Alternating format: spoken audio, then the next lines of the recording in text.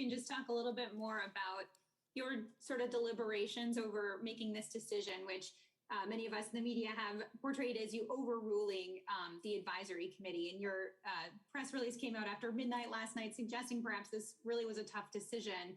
And some have said this could undermine confidence in the process, where we saw the advisors go one way and you go another. I did just talk with one of the advisors who voted no, and she said she actually felt like you listened, and by putting the may language in there, that you really took what she was worried about, at least, into account.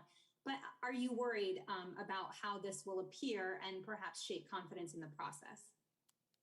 Thank you, Meg, for that question. I want to be very clear that I did not overrule an advisory committee. This was I listened to all of the proceedings of the FDA Advisory Committee and intently listened to this exceptional group of scientists that publicly and very transparently deliberated for hours over some of these very difficult questions and where the science was.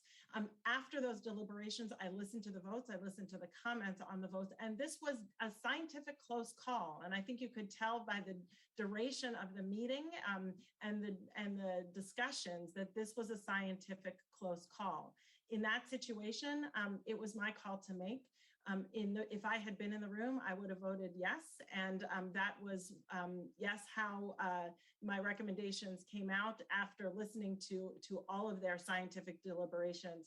To the extent that people are concerned about confidence, I would say they should listen to the deliberations themselves. We did it publicly, we did it transparently, and we did it with some of the best scientists in the country.